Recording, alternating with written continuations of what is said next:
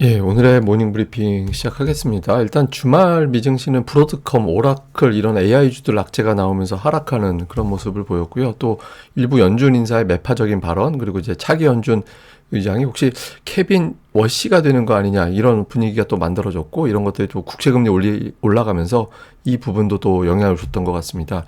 자, 우리 증시에는 또 부담이 되는 상황이 만들어졌는데, 그러니까 11월에 이제 AI 버블론 가지고 한동안 또 흔들었던 적이 있었잖아요.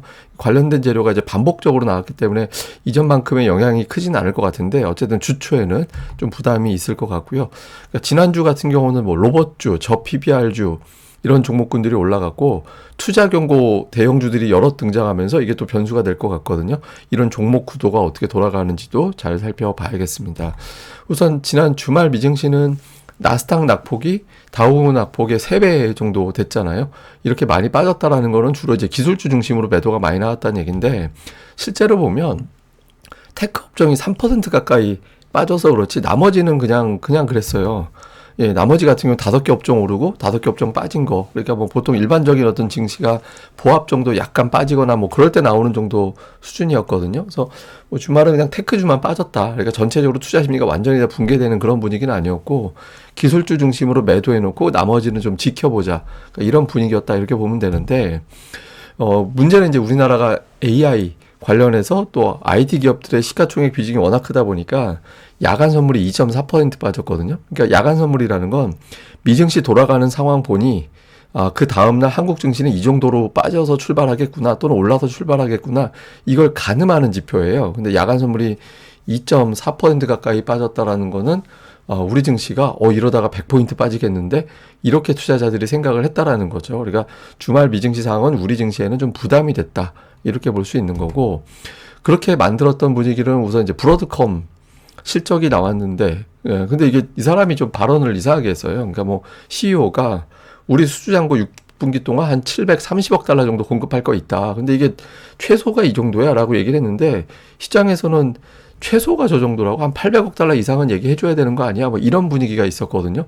그동안에 브로드컴이 계속 올라간 종목이었기 때문에 굉장히 기대치가 컸는데, 이제 실적은 잘 내놓고 다음부터 이후의 실적 전망에 대해서는 좀 약하게 제시하는 그런 게 됐죠. 그리고 다음 분기 실적도, 다음 연도 회계년도 실적 전망도 공개를 안 해버렸어요.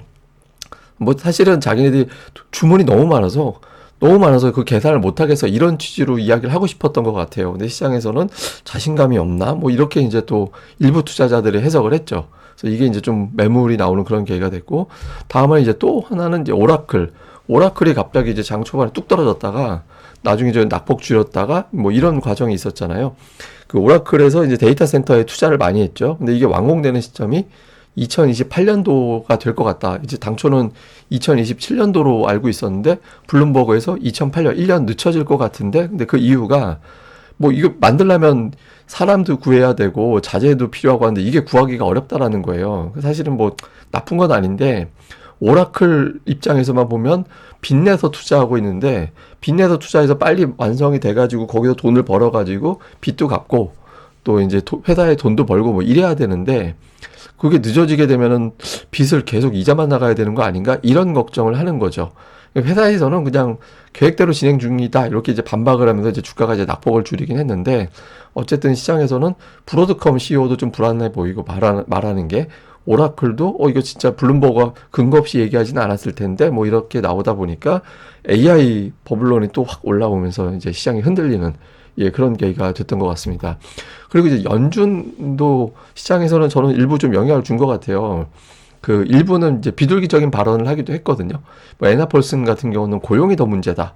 그러니까 고용이 더 문제이기 때문에 이 사람은 나중에 금리 인하에 계속 한 표 행사할 가능성이 있어 보이거든요. 그런 의견을 이야기할 가능성이 있어 보이거든요.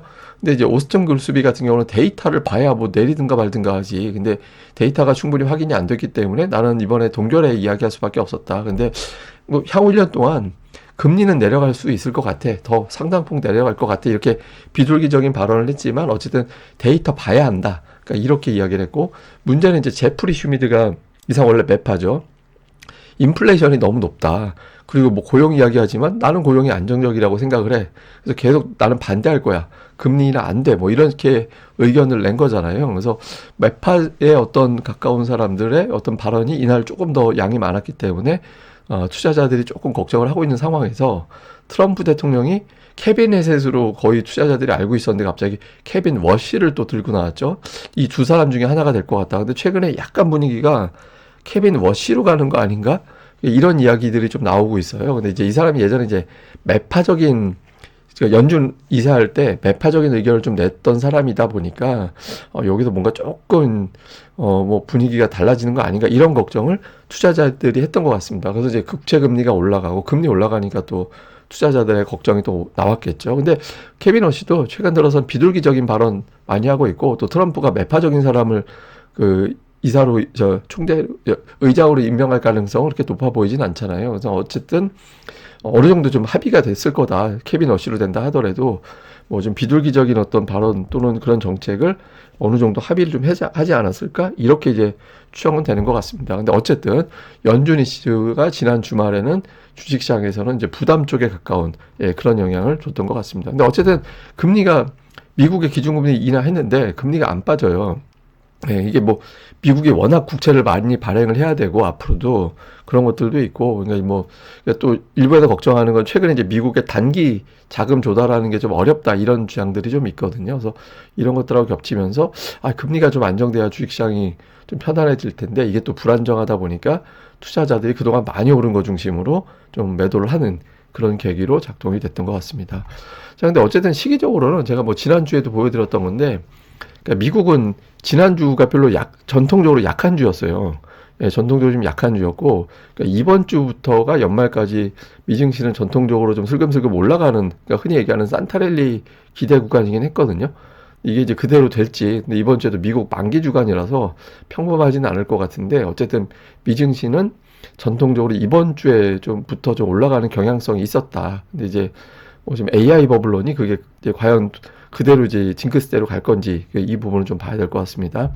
자, 우리 증시는 앞서 말씀드린 대로 야간 선물이 워낙 많이 빠진 걸로 봐서 AI 이슈 가지고 초반에 오늘 제법 큰 폭으로 하락 출발할 가능성이 있죠. 근데 그 이후에 이제 어떻게 수급이 돌아가느냐가 되게 중요한데 코스피는 일단 박스권이거든요. 박스권에 gat혀 있는 상태인데 그렇지만 이제 다시 박스권 상단까지는 와 있죠. 근데 주목해 볼 만한 건 12월 들어서 한 번도, 그러니까 오른 날 내린 날하고 비교해 보면 똑같거든요. 5일 오르고 5일 빠졌어요. 근데 오른 날은 전부 다 1% 이상 올랐어요. 보시다시피 오른 날은 다 1% 올랐고 빠진 날은 조금씩밖에 안 빠졌어요. 그러니까 많이 올라가고 조금 빠지고 이런 형태가 됐었거든요. 그러니까 빠졌다가도 낙폭을 줄이거나 뭐 이런 형태가 되거나 아니면 아예 빠져도 뭐 이렇게 크게 심하게 이제 밀리지는 않았는데 그러니까 이게 무슨 얘기냐면 빠질 때 누군가 자꾸 사가지고 받아내는 그런 흐름이 나왔다라는 거예요. 근데 이제 오늘 같은 경우는 미국의 AI 버블론이 터지면서 장 초반에 이제 좀 매도 공세가 있을 것으로 보여지는데 최근에 이제 들어왔던 매수, 외국인들이 이제 어쨌든 12월 들어서 매수잖아요. 그러니까 그런 매수가 가동이 돼서 12월은 확실히 달라졌다. 11월에 나왔던 재료라서 그 재료 가지고는 뭐 계속 때릴 정도는 아닌 것 같다. 이런 흐름이 나올지 특히 오후장에서의 흐름 코스피 되게 중요하다라고 봐야 될 것 같고요. 그리고 이제 최근에 매매 동향 보면 어쨌든 외국인들이 12월 들어서는 매도한 날이 이틀밖에 없었거든요. 이틀밖에 없었고 그리고 이제 연기금 계속 매수가 들어오고 있고. 근데 이제 문제는 뭐냐면 금융투자가 12월까지는 12월 원래 매수일로 끝나요. 그러니까 매수일로 끝나는데 배당 그날부터 매도로 바뀌어가지고 1월 중반 정도까지는 매도로 확 가버리거든요. 그러니까 지금부터 다음 주 중반 정도까지가 지수가 넉넉하게 올라가지 않으면 연초에 이제 금융투자의 매도 물량을 받아야 되기 때문에 여기서 흘러내리는 상황이 돼버리면 연초에 금융투자 매도하고 겹쳐지면서 연초 랠리가 없어지는 경우가 생길 수도 있어요. 그러니까 근데 이게 만약에 계속 밀고 올라가 버리면 하락은 기회야 이렇게 되면서 연초까지 좀 편안하게 가는 그런 기회가 될 수도 있거든요. 그래서 좀 시장이 좀 크게 조정을 받을 때 오후장에서 들어 올리는 이제 그런 매수세가 좀 확인이 되는지도 이제 되게 중요한 시점으로 봐야 될 것 같습니다. 그 다음에 이제 코스닥은 한 차례 올라가고, 그 다음부터는 좀 930, 950, 제가 뭐 여러 번 말씀드리지만 장기 박스권이라고 말씀을 드렸던 자리였잖아요. 그런 자리에서 계속 있거든요. 근데 이제 특이한 건 코스닥의 모든 주체가 매수예요. 예, 개인, 외국인, 기관. 예, 지난주 기준으로 보면 모든 주체가 매수고 기타 법인만 매도가 되는 이제 독특한 그런 형태가 나오고 있거든요. 근데 어쨌든 코스닥은 그 코스닥 부양 정책, 정부에서 뭐 연기금 자금 투입해서라도 부양한다. 그 다음에 이제 또 정부 여당에서도 3,000포인트 프로젝트 뭐 이런 이야기가 나오다 보니까 코스닥 쪽에서는 이제 5일선 위에서 계속 물량을 받아내는 그런 흐름이 만들어지고 있었거든요. 그래서 오늘 같은 경우도 역시 코스닥에 있는 종목 장세들, 그러니까 지난주 2차 전작을 로봇이 제일 강했었는데 그런 종목이 다시 또 밀고 올라와 주는지 이런 것들도 잘 봐야 될 것 같습니다. 또 좀 보니까 지난주 외국인 기관들의 매수 종목들, 그 다음에 그 평균 매수가 대비 수익률 추이, 이거를 갖다가 이제 비교를 해보면 그동안에 외국인들이 가장 수익률 성적표가 좋았는데 기관이 제일 좋아졌잖아요. 그러니까 기관 보면 평균 매수가 대비 플러스 상태에 있는 종목들이 훨씬 더 많아졌죠. 예, 근데 이제 종목은 외국인들은 2차 전지와 로봇주, 그다음에 일부 반도체, 그러니까 이런 것들을 좀 골라 담았고, 기관 같은 경우는 좀 종목이 퍼져 있어요. 예, 뭐 업종이 좀 로봇주가 좀 여기도 역시 포함되어 있는 게 약간 특징적인 거, 그 외에는 이게 업종 내에서 좀 퍼져 있는, 골라 담는 그런 형태가 됐거든요. 그래서 어쨌든 기관 외국인들이 따박따박 이렇게 하락 나올 때 물량을 좀 담아가는 그런 종목이 뭐가 되는지 이런 것들을 좀 계속해서 점검을 해봐야 될 것 같습니다. 자, 뭐 일단 11월 AI 버블론 나올 때 외국인들이 그때 되게 많이 팔았잖아요. 그때 버블론 플러스 미국의 금리 인하 안 할지도 모른다, 동결할지도 몰라, 이런 논란이 나오면서 이제 그때 외국인들이 되게 많이 팔았었는데, 그러다가 이제 12월에 매수로 바뀌었죠. 근데 주말 사이에 또 버블론 나왔잖아요.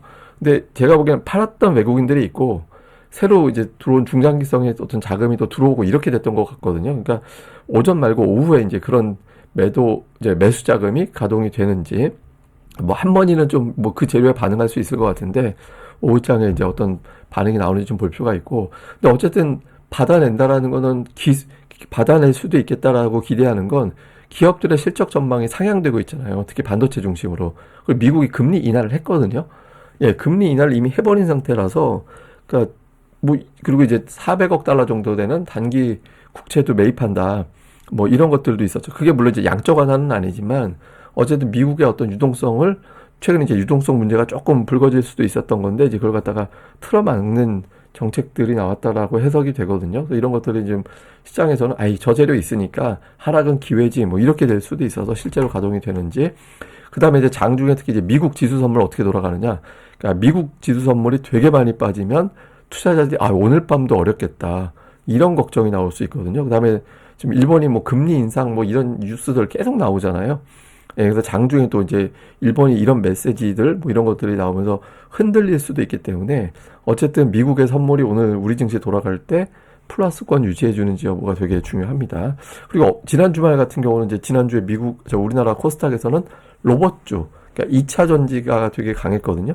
제약바이오는 이제 종목별로 갈렸고 반도체도 역시 종목별로 갈리고 이런 형태가 됐는데, 어쨌든 로봇하고 2차 전지가 코스닥을 방어해주고 올려주고 이런 역할을 했습니다. 그래서 어쨌든 저는 이제 종목 장세가 계속 전개될 거라고 보고 있는 편이라서 코스닥의 어떤 주도주 구도가 계속해서 어떻게 만들어가는지, 뭐 주가가 못 올라가더라도 외국인 기관이 계속 사들이는 업종이 있을 거거든요. 그래서 그런 업종을 계속 관찰해 보는 걸로 하는 게 좋겠습니다. 자, 그리고 요거를 하나 이제 보여드리면, 그 코스피가 연간 그리고 이제 12월 상승률을 좀 찾아봤거든요. 네, 뭐 12월에 오르는 적도 있고 빠지는 적도 있고 있는데, 그러니까 이전 10년 동안, 그러니까 올해 빼고 이전 10년 동안 보니까 12월에 5번 뭐 이제 오르고 5번 빠졌어요. 근데 독특한 건 뭐냐면 연간 12월이 연간하고 똑같은 경우가 8번. 그러니까 오르면 오르고 빠지면 빠지고, 그러니까 연간 플러스면 12월도 플러스, 연간 마이너스면 12월도 마이너스. 그러니까 똑같은 걸로 간 게 8번이었습니다. 그리고 이제 2019년 이후는 연간 등락하고 12월 등락하고 같았어요. 그러니까 연간 오르면 이제 코스피도 오르고 연간 빠지면 코스피도 빠졌거든요. 그러니까 투자자들 입장에서는 올해 이렇게 강하면 내년도 강하겠지, 이렇게 이제 끌어가는 그런 모습을 보인 게 특징이었습니다. 그래서 현재까지로 봤을 때는 12월에 한 6% 정도 올랐거든요. 그래서 뭐 좀 플러스로 마감할 가능성이 높지 않나. 그리고 제가 이제 뭐 계속 말씀드리지만 연간 기준으로 두 달 연속해서 마이너스가 나면 장세 끝나는 거로 보통 보기 때문에 지난달 마이너스였잖아요. 그러니까 이번 달에 플러스 상태 유지하는 게 되게 중요하거든요. 그래서 근데 이제 패턴으로 봤을 때는 악재를 좀 받아내는 게 가동이 될 것 같긴 한데 오늘 이제 초반보다 하여튼 이번 주 좀 악재를 가지고 출발하는 상태에서 이번 주 초반이라고 하면 이제 월요일 화요일까지입니다. 그래서 초반에 어떤 매수가 어느 시점에 좀 가동이 돼 주는지 시장의 어떤 힘을 좀 테스트해 볼 수 있을 것 같고, 근데 제가 뭐 반복적으로 말씀드리지만 지수보다 지금은 종목이 되게 중요하다. 그러니까 이제 이럴 때 이제 업종 받아내는 거 이런 거에 집중적으로 관심을 가져보는 게 필요할 것 같습니다. 예, 그럼 또 오늘 하루 또 이번 주 잘 보내시고요. 저는 또 다음에 뵙겠습니다. 그리고 정말 부탁드립니다만 이제 구독하기 하고 좋아요 좀 꼭 좀, 특히 이제 구독하기 꼭 좀 부탁드립니다. 감사합니다.